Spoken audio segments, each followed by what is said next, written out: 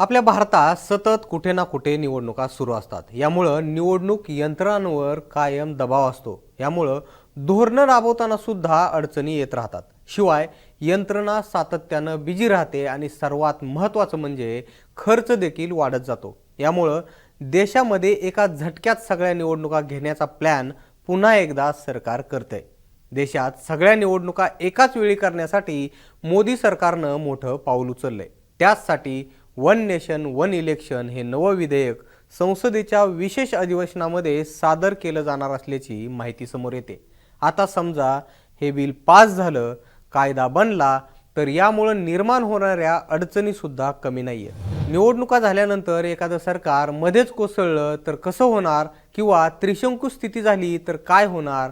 लोकसभा, विधानसभा, पंचायत समित्या किंवा पंचायत राज लेवलवरच्या सगळ्या निवडणुका, स्थानिक स्वराज्य संस्थांच्या निवडणुका एकाच वेळी शक्य आहेत का, यासह अनेक सवाल उपस्थित होत आहेत। यातल्याच काही महत्त्वाच्या प्रश्नांची उत्तरं जाणून घेण्याचा प्रयत्न करूयात। नमस्कार, मी निलेश, आपण बघताय मुंबई तक। वन नेशन वन इलेक्शन म्हणजे देशामध्ये सर्व निवडणुका एकाच वेळी घेणे असा सरळ आणि स्पष्ट अर्थ आहे।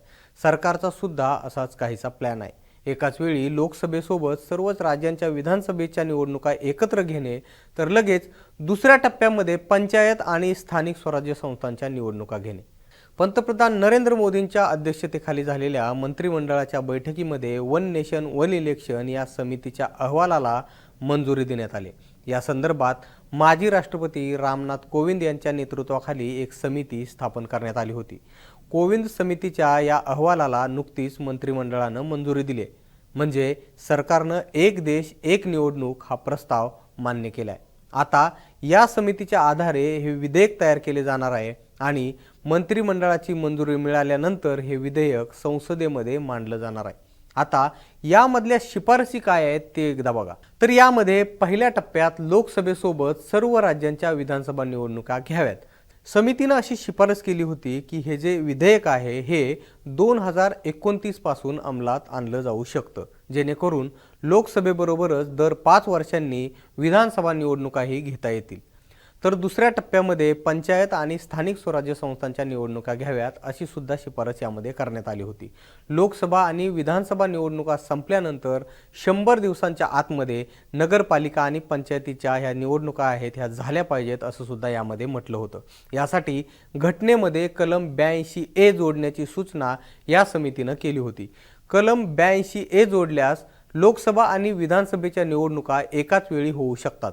घटनेमध्ये कलम 82A जोडलं गेलं आणि त्याची अंमलबजावणी झाली तर लोकसभेच्या कार्यकाळासह सर्व राज्यांच्या विधानसभाचा कार्यकाळ संपेल। म्हणजेच हा कलम 2029 पूर्वी लागू झाला तर सर्व विधानसभाचा कार्यकाळ हा 2029 पर्यंतचाच असेल। याचा अर्थ लोकसभेच्या कार्यकाळासह सर्व राज्यांचा विधानसभेचा जो कार्यकाळ आहे तो संपेल। म्हणजे 2027 मध्ये एखाद्या राज्यामध्ये निवडणुका जर झाल्या तर त्यांचा कार्यकाळ हा सुद्धा 2029 पर्यंतचाच असणार आहे। त्यानुसार सर्व राज्यांमध्ये लोकसभा आणि विधानसभेच्या निवडणुका एकाच वेळी होऊ शकतात। आता प्रश्न उरतात ते म्हणजे एखाद्या राज्यामध्ये जर कुणाला स्पष्ट बहुमत मिळालं नाही, किंवा त्रिशंकू सरकार आलं, किंवा एखादं सरकार स्थापन झाल्यानंतर मध्येच कोसळलं तर काय करायचं? आपल्या देशामध्ये बहुपक्षीय व्यवस्था आहे, त्यामुळं कोणत्याही एका पक्षाला किंवा आघाडीला बहुमत मिळण्याची दाट शक्यता असते। अशा परिस्थितीमध्ये सरकार स्थापनेसाठी सर्वात मोठ्या पक्षाला किंवा आघाडीला आमंत्रित केलं जाऊ शकतं। तरीही सरकार स्थापन झालं नाही तर मध्यावधी निवडणुका होऊ शकतात। मात्र निवडणुकीनंतर कोणतेही सरकार स्थापन झाले तरी त्याचा कार्यकाळ हा आता 5 वर्षांचा होणार नाही। म्हणजे हे वन नेशन वन इलेक्शन हे कायदा आल्यानंतर हा जो कार्यकाळ आहे तो 5 वर्षांचा होणार नाही। यासाठी एक उदाहरण समजून घेऊया।